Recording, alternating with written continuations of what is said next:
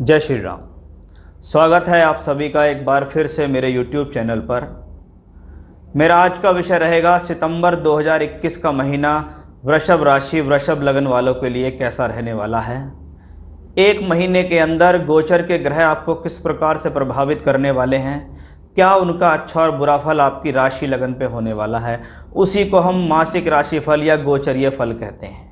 चंद्रमा के आधार पर गोचर को देखने का फल सभी शास्त्रकारों ने कहा है, लेकिन कुछ शास्त्रकार कुछ व्यवहारिक ज्योतिष के अंदर खास तौर पे गोचर के बारे में यह लिखा गया है कि इसको लग्न से भी देखना चाहिए। इसलिए चंद्रमा का गोचर देखना 70% तक प्रभावित होता है और 30% तक लगन से प्रभावित होता है। इसलिए गोचर का एक संपूर्ण फल, जिसको हम राशि फल या लगन फल के आधार पर आपके सामने लेकर आते हैं, ये होता है कंप्लीट गोचर, जो पूरे एक महीने आपको प्रभावित करता है। 30% तक गोचर का प्रभाव देखा जाता है, बाकी 70% कुंडली में ग्रह की स्थिति क्या है और दशा आपको कैसी चल रही है। हर किसी की कुंडली देखना संभव नहीं, पूरे संसार में लाखों अरबों लोग रह रहे हैं, लेकिन गोचर का प्रभाव हर राशि विशेष पर होता है, हर लग्न विशेष पर होता है। तो उसी चर्चा को हम यहाँ आपके सामने लेकर आते हैं कि सितंबर 2021 का महीना वृषभ राशि वृषभ लगन के लिए कैसा है। आपका जन्म वृषभ राशि में हुआ है, आपका जन्म वृषभ लगन में हुआ है, आपकी कुंडली में चंद्रमा 2 नंबर में विराजमान है या आपका बोलता नाम वृषभ राशि के आधार पर है, तो यह वीडियो आपको अवश्य ही कुछ न कुछ सहायता देगा। इन ग्रहों की वजह से आप अपने आप के आने वाले समय के कर्मों में सुधार कर सकते हैं, सावधानियां बरत सकते हैं और लाभ उठा सकते हैं। तो शुरुआत करते हैं सबसे पहले ग्रहों की पोजीशन की कि राहु केतु अक्ष बहुत लंबे समय से वृषभ और वृश्चिक राशि पर चल रहे हैं, उच्चस्थ राहु और केतु।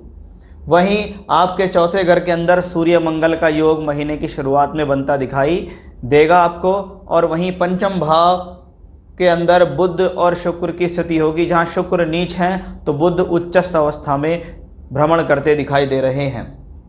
बृहस्पति जो वक्री चल रहे हैं काफ़ी लंबे समय से, कुंभ राशि के अंदर विराजमान हैं। मकर की तरफ इनका प्रवेश इसी महीने होगा, उसके बारे में भी हम काफ़ी चर्चा आपसे करेंगे। भाग्य स्थान पर भाग्य शनि स्वयं विराजमान है, चेष्टा बली यानी वक्रत्व होके वक्री होकर यहाँ बैठे हुए हैं।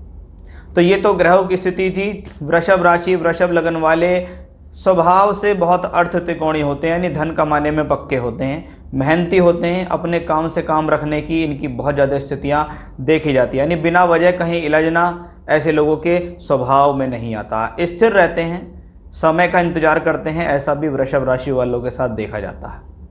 आइए बात करते हैं सबसे पहले ग्रहों के राजा, जिनके चारों तरफ ग्रह ब्रह्मांड में विचरण करते हैं, वो हैं सूर्यदेव। सूर्यदेव आपके चतुर्थेश हो के चौथे घर में, चतुर्थेश चौथे घर में हो, सुख मिलता है। वो सुख जनरल हैप्पीनेस होती है, वो सुख परिवार का सुख होता है, घर का सुख होता है, सामाजिक सुख, जनता का सुख, लोगों के द्वारा मान सम्मान मिलना भी इसी चौथे घर के सूर्य से जाना जाता है, क्योंकि ये स्वराशि के अंदर विराजमान होकर बैठे हुए हैं। चतुर्थेश जब अपनी राशि में हो, भले उसके ऊपर कैसे भी ग्रहों का प्रभाव हो, लेकिन वो वहाँ से डगमगाता नहीं है। यानी चतुर्थेश चौथे घर में आए, अगर आप किसी प्रकार की मानसिक बेचैनी परेशानियों से जूझ रहे थे, तो यहाँ आके चतुर्थेश कुछ हल अवश्य निकालता है। थोड़ा मन, क्योंकि यह चौथा घर मन का है, मन के अंदर अगर सूर्य ग्रह स्वराशि के होते हैं, थोड़ा मन बड़े बड़े विचार तो सोचता है, लेकिन मन के भीतर कुछ स्वाभिमान, कुछ अहंकार भी आ जाता है। कोई ज़्यादा बड़ा नहीं प्रॉब्लम मैं इसको कहूँगा, लेकिन हाँ थोड़ा बहुत आता ही आता है। ये सूर्यदेव चतुर्थेश होकर चौथे में हैं। 16 तारीख के बाद यहाँ से राशि परिवर्तन करेंगे, और राशि परिवर्तन करके ये पहला ग्रह ऐसा होगा जो सितंबर के महीने में 16 तारीख को राशि परिवर्तन करके पंचम में आएगा। चतुर्थेश का पंचम में जाना बुद्धि के लिए, ज्ञान के लिए, शिक्षा के लिए, सुख साधनों के लिए अच्छा है। आप अपनी योजनाओं से सफल हो जाएंगे। आपकी सोच छोटी नहीं रहेगी, सोच संकुचित नहीं रहेगी, सोच में बढ़ावा होने का भी यह योग दिखाई देता है, क्योंकि एक अच्छे घर का मालिक अच्छे घर में गया है, एक केंद्र का मालिक त्रिकोण में गया है, तो ये अपने आप में एक राजयोग ही है, उस लिहाज से अच्छा। और यहाँ से बैठ के अभी तक तो सूर्यदेव कर्म भाव से संबंध बना रहे थे, अब बनाएंगे ये लाभ भाव से, यानी ग्रह ने जो कार्य के लिए योजना बनाई है, अब ये ग्रह उस योजना पे काम करते हुए लाभ आपको देगा। महीने की शुरुआत में मंगल देव आपको इसी राशि में मिल रहे हैं।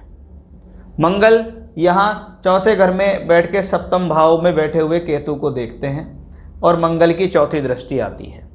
मंगल एक एनर्जी से भरा हुआ ग्रह है, ये जिस भाव में बैठता है उस भाव से संबंधित एनर्जी देता है। अब ये चौथे घर में है, चौथा घर परिवार के लिए कुछ करने की क्षमता देता है कि मुझे अपने परिवार के लिए कुछ करना है, घर के अंदर सुख साधन कैसे जुटाऊं, घर के लिए अच्छा मकान कैसे बनाऊं, ऐसे ऐसे विचार आते हैं। कुछ लोगों के बारे में बात हुई है अभी पिछले महीने, उनके घर में कुछ चौथे घर से संबंधित अच्छी स्थितियां हुई, कोई वाहन ले आया, कोई बड़ा वाहन ले आया, किसी ने रिनोवेशन का काम शुरू कर दिया, किसी ने कोई फ्लैट परचेज कर दिया, किसी ने कोई भूमि प्लॉट ले लिया, किसी ने बेच दिया, किसी ने खरीद लिया। ऐसी स्थिति भी सूर्य मंगल के योग के कारण दिखाई दी है। मंगल यहाँ जब केतु सप्तम भाव में बैठे तो केतु मंगल की राशि में है, वो मंगल जैसे ही फल देगा। केतु स्वभाव में अशुभ है, वहीं मंगल की दृष्टि भी उसके ऊपर है, तो वैवाहिक जीवन के लिए कुछ तनाव भरा समय भी ये अवश्य आपके जीवन में रहा होगा। कभी कभी ऐसी स्थिति में अगर आप शादी से संबंधित कोई बात है, रिश्ता होगा नहीं होगा, क्या होगा, कभी कभी रिश्ते हो जाते हैं, वो किसी कारणवश टूट जाते हैं, उनके बीच में कोई ना कोई प्रॉब्लम आ जाती है, क्योंकि केतु 7th हाउस में है, तो किसी व्यक्ति विशेष द्वारा कोई कानाफूसी हो गई, उस वजह से आपका रिश्ता टूट गया, कोई गलत फहमी हो गई, उसकी वजह से आपका रिश्ता टूट गया, या रिश्ते में अनबन आ गई, पति पत्नी के बीच में किसी थर्ड पर्सन की वजह से प्रॉब्लम आ गई। अब ये मंगल 5 तारीख को यहाँ से निकल जाएंगे, 5 तारीख को मंगल निकल के पंचम में आ जाएंगे। पंचम भाव बुद्धि स्थान है, लेकिन वहाँ पे वो कन्या राशि है, शत्रु राशि में मंगल का गोचर हो रहा है, जो कि पंचम भाव है। अब आपकी बुद्धि पहले से ज़्यादा चलनी शुरू हो जाएगी। जब बुद्ध की राशि में मंगल बैठे तो व्यक्ति अपने आप को बहुत ज़्यादा चतुर चालाक समझना शुरू कर देता है, उसके दिमाग में कुछ ना कुछ फितूर उठने लगते हैं कि कैसे मैं झटके से पैसा कमाना शुरू कर दूं, कैसे मैं शॉर्टकट से पैसा कमाना शुरू कर दूं, क्योंकि मंगल द्वादशेश होके पंचम में है। ऐसे में लोग बाग शेयर बाजार में पैसा लगा के डुबा देते हैं, जुए में, सट्टे में, लॉटरी टिकट खरीद लेते हैं कि अब मेरी लॉटरी लग जाएगी, वहाँ आपका पैसा डूब जाता है, क्योंकि मंगल का संबंध यहाँ से बैठ के अष्टम से भी बनेगा और द्वादश से भी बनेगा। यानी जब जब आपकी बुद्धि कुबुद्धि में बदलनी शुरू होगी, जब जब आप ज़रूरत से ज़्यादा बुद्धि का इस्तेमाल करेंगे, काम से काम ना रख के लोभ लालच में आ जाएंगे, तब ये मंगल आपको पटक देगा, क्योंकि पंचम भाव बुद्धि का स्थान है।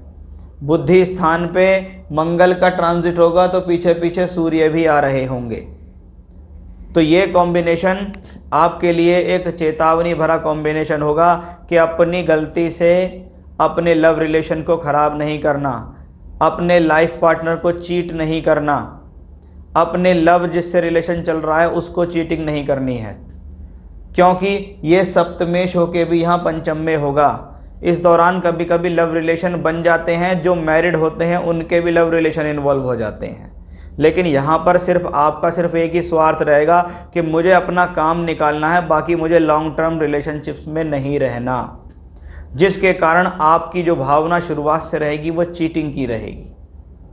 उस चीज़ से आपको यहाँ बहुत ज़्यादा बचने की कोशिश करनी है, क्योंकि बुद्धि से ही जीवन में सब कुछ है।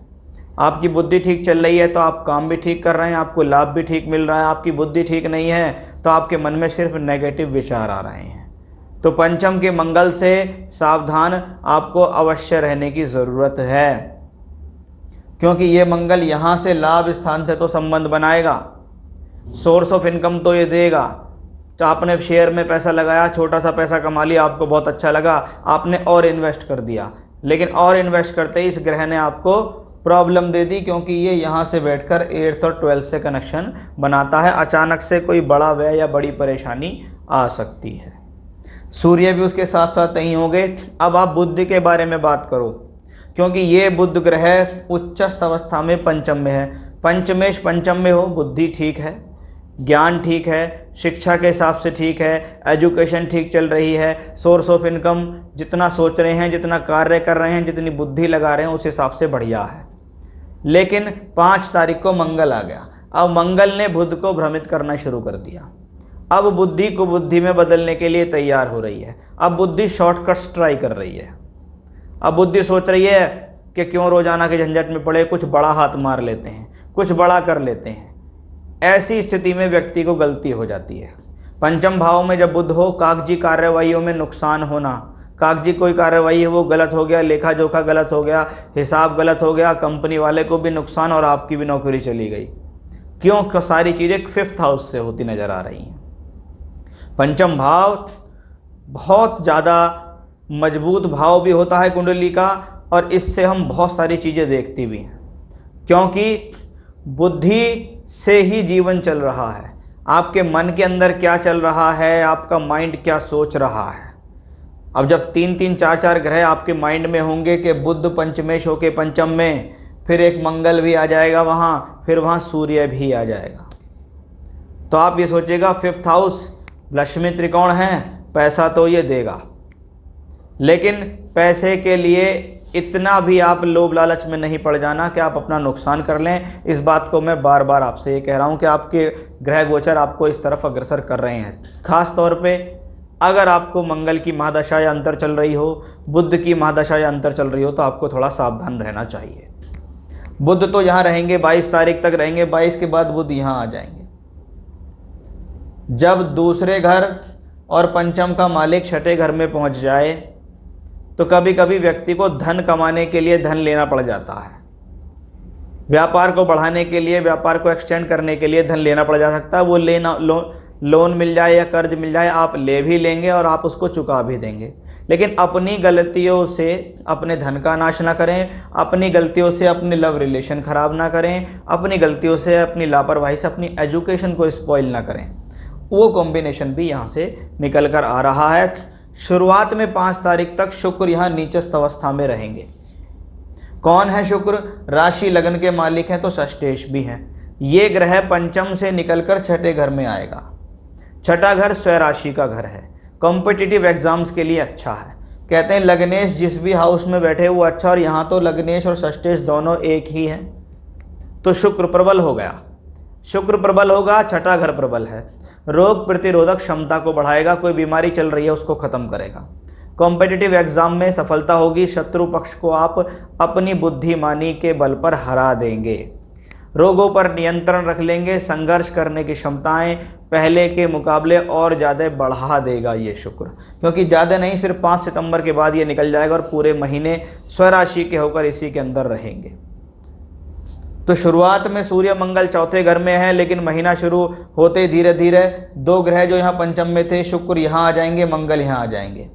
कुछ समय के लिए सूर्य अकेले रहेंगे 16 तारीख तक, तो पंचम भाव में मंगल बुध आ जाएंगे। ये वो कॉम्बिनेशन होगा जहाँ से शुरुआत होती है आपकी जीवन में आपके चैलेंजेस सामने आने की और आपके अपने मन के ऊपर काबू रखने की।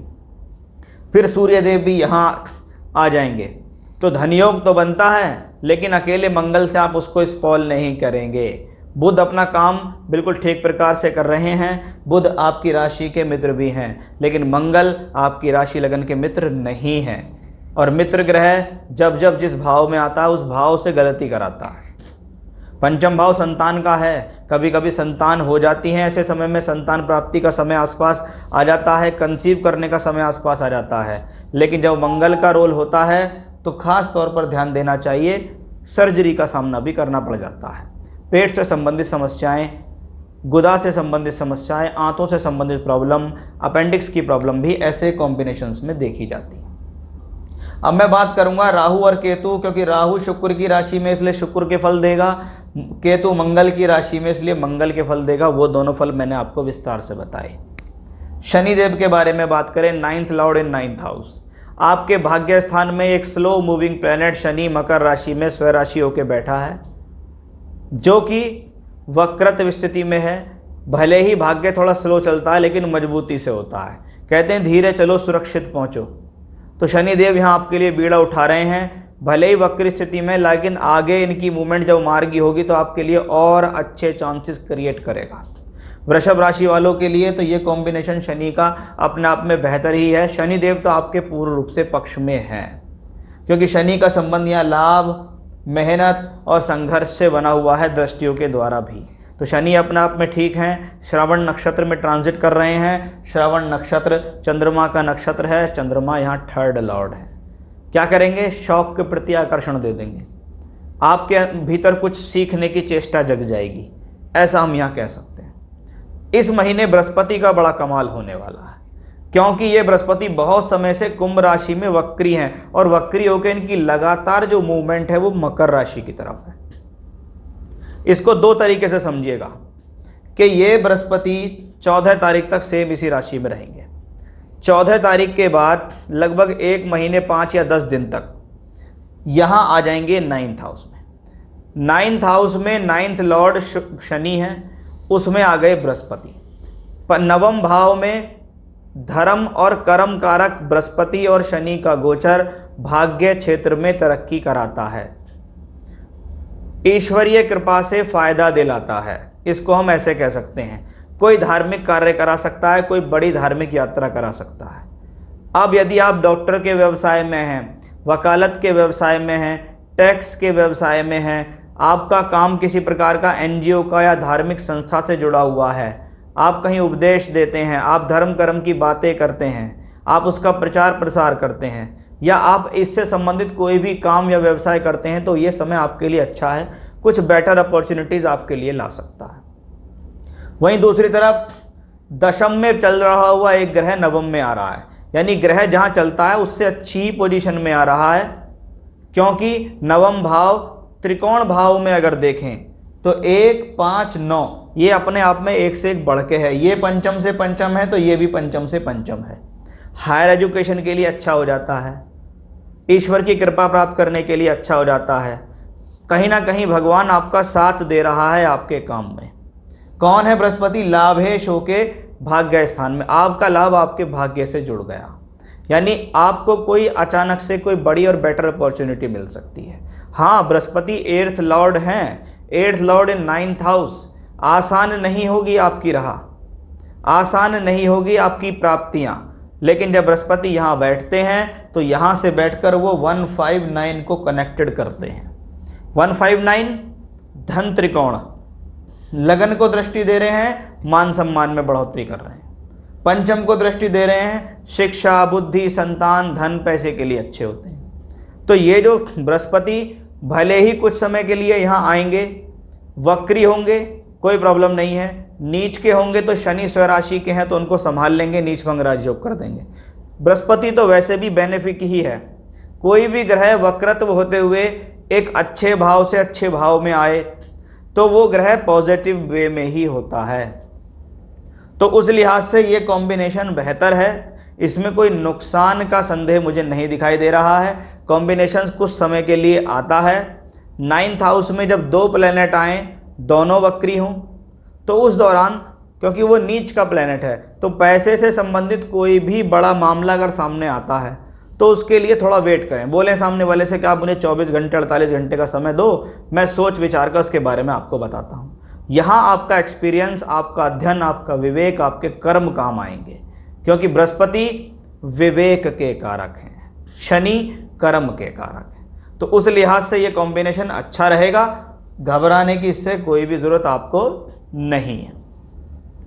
तो ये था वृषभ राशि वृषभ लगन वालों के लिए सितंबर का महीना कैसा होगा। इस महीने में 5 प्लैनेट होंगे ऐसे जो कि अपना राशि परिवर्तन करेंगे। सूर्य करेंगे, मंगल करेंगे, बुध करेंगे, शुक्र करेंगे और बृहस्पति करेंगे। अब 5 ग्रहों की मूवमेंट हो रही है, लेकिन अब अच्छी बात क्या है, केंद्र से त्रिकोण में मूवमेंट, केंद्र से त्रिकोण में मूवमेंट, इसलिए हानि के संकेत नहीं है, घबराने की जरूरत नहीं है। सब प्लैनेट आपके फेवर में है, गोचर आपके फेवर में है। हनुमान जी की उपासना लगातार करो, अपने मन के ऊपर संयम रखो, किसी भी स्वरूप में आप हनुमान जी की पूजा जैसे भी आप कर सकते हैं वो कीजिएगा, उससे आपको अवश्य लाभ मिलेगा। तो ये था मेरा आज का विषय कि वृषभ राशि वृषभ लगन वालों के लिए सितंबर का महीना कैसा होगा। प्लैनेटरी पोजीशन किस प्रकार से आपके लिए अच्छी है या बुरी है उसके बारे में हमने आपको बताया है।